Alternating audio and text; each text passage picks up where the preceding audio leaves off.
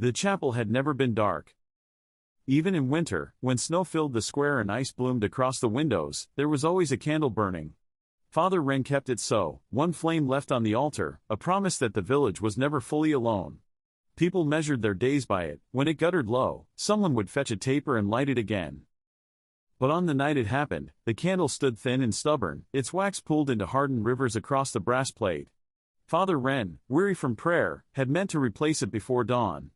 He closed his eyes for what he thought would be only a breath. When he woke, the wick was smoke. He blinked in confusion, struck flint, raised another taper, but the flame would not take.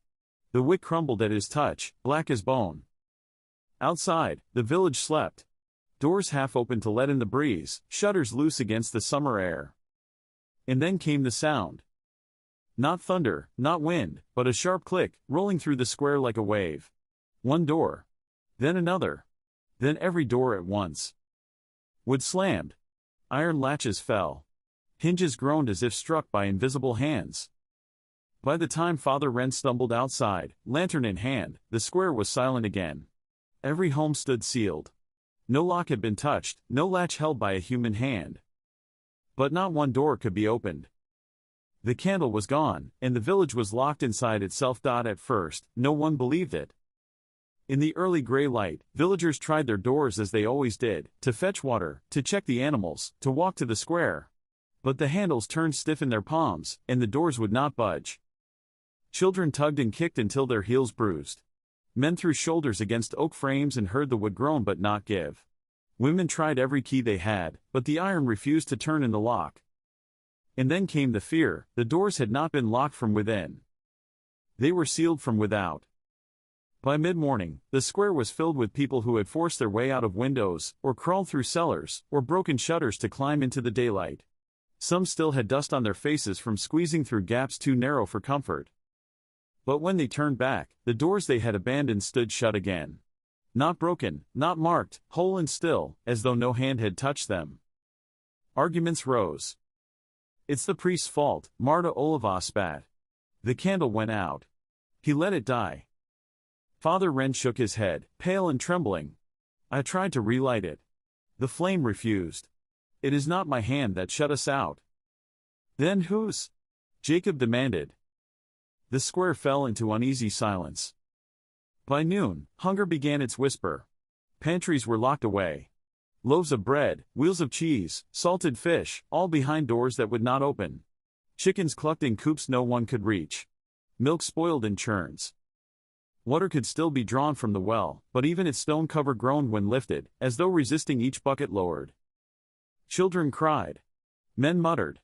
Women crossed themselves in silence. And always, the chapel stood at the edge of the square, its doors wide, the only building left open.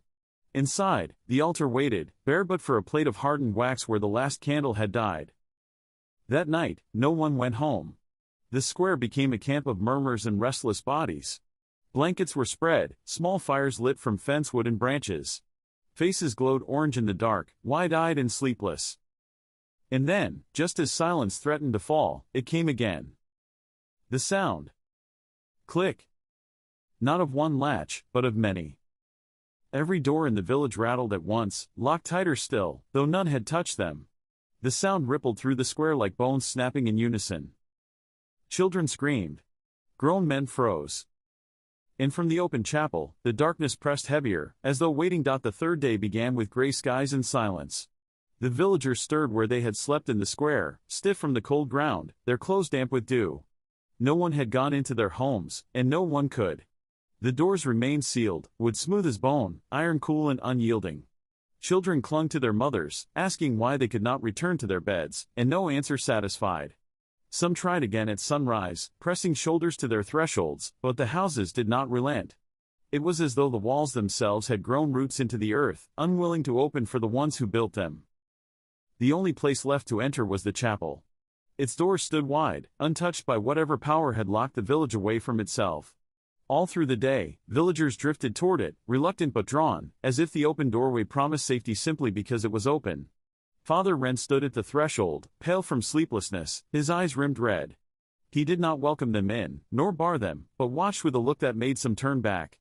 Still, by noon, the chapel was filled, not with prayer but with whispers, the shuffle of feet, the rustle of restless hands. The air inside was heavy with old incense and wax. The altar's brass plate, where the last candle had burned itself out, gleamed faintly in the dim light. No new flame had been set.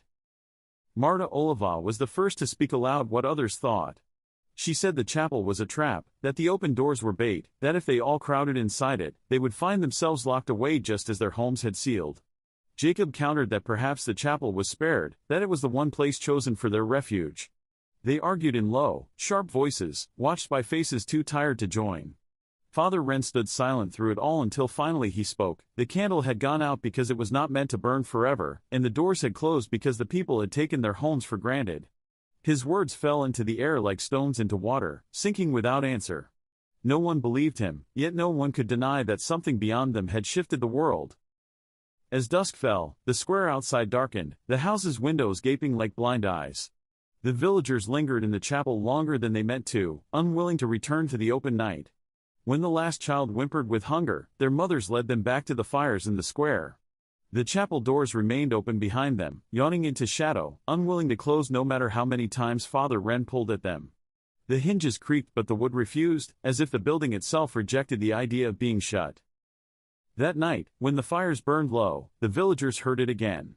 Not the sharp click of locks tightening, but a softer sound, like wood breathing, doors shifting against their frames.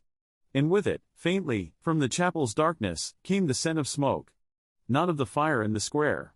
Not of hearths they could no longer reach. But of a candle, burning somewhere unseen, though every flame had been extinguished. Some swore they saw light flicker in the chapel's windows. Others said it was only the reflection of the stars. No one dared to go inside to see. By the fourth night the air itself seemed to have thickened. The fires in the square burned low, their smoke hanging close to the ground instead of drifting upward, and people spoke less and less, as though each word might weigh too much. The houses stood around them in silence, a circle of locked faces turned inward. Some villagers had stopped trying their doors altogether, others still tested them each morning, pushing and pulling until their palms bled, only to find the wood as solid as stone. They no longer cursed, no longer cried out, only returned to the square with heads bowed as if they were trespassers in their own village. The chapel remained open, its doorway gaping like a wound. Few dared to step inside now. Rumors spread that something had changed within, that the brass plate on the altar no longer held hardened wax but fresh drops of melted tallow, as if a candle had burned unseen in the night. Marta swore she smelled smoke when she passed its threshold at dawn, and Thomas claimed he saw the faint shimmer of flame behind the altar, though when he ran forward nothing was there. Father Wren denied nothing and confirmed nothing. He simply kept watch, his face drawn, his eyes hollow, as though he were no longer a man of flesh but a shadow of his own faith. Hunger deepened. The bread sealed behind kitchen doors grew stale and spoiled, though no one could see it. The animals bleated in barns but their cries grew weaker each day. A mother tried to climb through the roof of her own house to fetch milk for her child, but when she touched the thatch it was harder than stone, smooth and cold, and she slid back weeping. No one helped her. They all watched in silence, knowing the attempt had already been judged and found wanting. As the sky darkened, fear shifted into something heavier. The villagers realized they were waiting for something, though none could name it. Each click of a lock in the stillness, each groan of timber settling, felt like a breath drawn in by the village itself. They sat closer to the fire, children pressed between their parents, eyes wide and unblinking. Some prayed softly, others sat rigid and mute. Even the dogs curled at the edges of the square refused to bark. Then, as the moon rose pale above the rooftops, the sound came. Not the sharp mechanical snap of latches they had grown used to, but a slow, rolling groan, as though a door much larger than any house was moving. It echoed across the square, too deep to belong to wood alone, vibrating in the chest of every villager. They turned toward the chapel, though none wished to. Its doors had always stood open these nights, yet in the moonlight they seemed wider still, shadows spilling outward across the stones as if the building's darkness were not bound by walls. The groan ceased, but the silence that followed was not empty. It pressed down like weight, heavy and expectant. The villagers did not breathe, did not move, until at last a child sobbed into his mother's sleeve, breaking the stillness. The sound cracked something open. People stirred, coughed, whispered again, clutched each other. But no one rose. No one went to the chapel. That night, the village slept little. Each time their eyes closed, they dreamed of doors and endless walls, each one locked, each one waiting, and somewhere beyond them a light burning low, too faint to reach. The fifth morning came gray and cold, though no frost lay on the ground. It was not the weather that chilled them but the silence. Villages usually woke with sound, the shuffle of boots on stone, the thump of a bucket at the well, the bleating of goats tugging at their tethers. But now there were none of these. The animals had grown quiet in their barns, as if their voices had been sealed behind the doors as well. No cocks crowed, no dogs barked. Even the sound of human footsteps was absent, because no one dared leave the square alone. They sat in clusters by the ashes of the night fires, rubbing their arms for warmth, speaking in voices too hushed to carry. Every creak, every cough, every accidental clatter of iron seemed too loud against the hush that pressed from the houses. The chapel still stood open, its doorway yawning, but it drew no one that morning. The night's groan had sunk too deeply into their bones. Children asked what had made the sound, and their mothers hushed them. Men who had once boasted of strength now avoided each other's eyes. Father Wren knelt just inside the chapel doors, motionless, lips moving faintly, but no one could hear his prayers. Marta approached him once, meaning to demand answers, but when she saw the hollowness of his face she turned away without a word. It was clear even he had none left to give. At midday a decision was forced upon them. A boy of 7, restless from hunger, tried to push open his own door while his mother dozed. He pulled and pulled until the iron latch bent beneath his hand. The wood shuddered once, groaned, and then slammed itself shut so violently the boy was thrown backward onto the stones. His mother's scream carried across the square. When others ran to lift him, they found no mark on the door, no sign of strain, only the boy's face white as chalk and his hands trembling. He would not speak again that day, and each time he was asked what he had felt, he only shook his head and buried his face in his mother's dress. After that, no one tried the doors. They sat instead and waited for something they could not name. Hunger gnawed, thirst deepened, but the fear of touching wood was greater. The village seemed to pulse with its own heartbeat, each house standing like a sealed chest, each shutter an unblinking eye.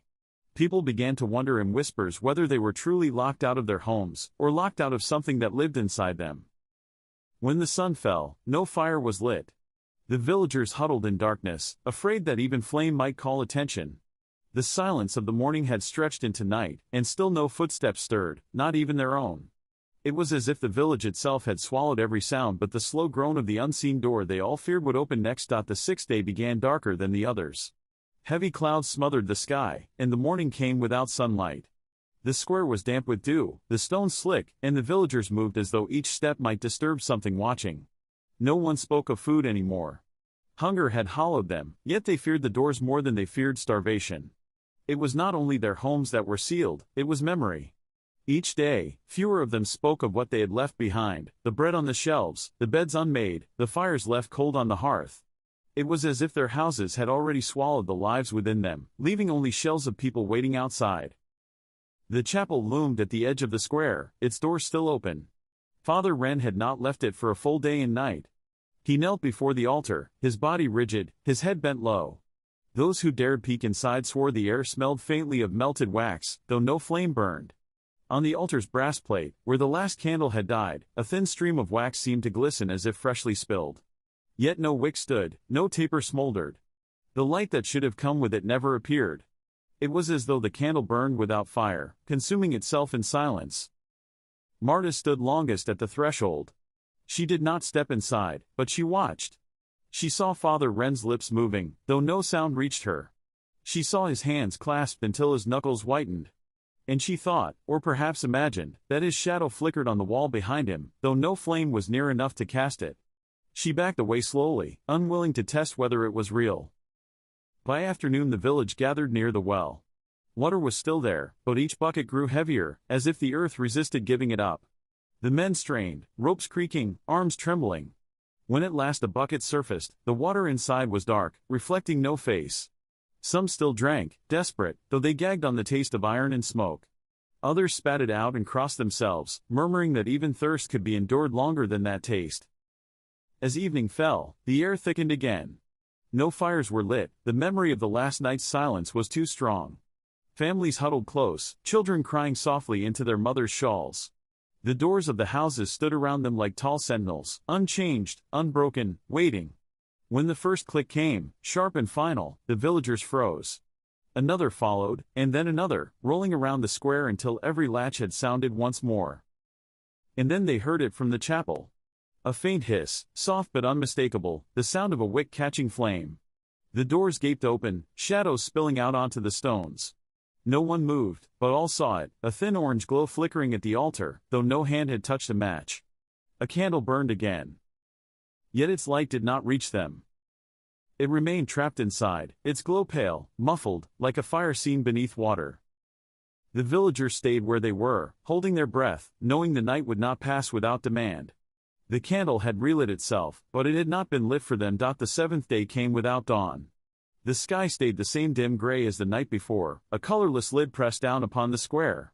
The villagers woke stiff and shivering, their bodies weakened by hunger and thirst, but no one dared to complain. They rose silently, looked at one another, then turned their eyes to the chapel, where the candle still burned on the altar.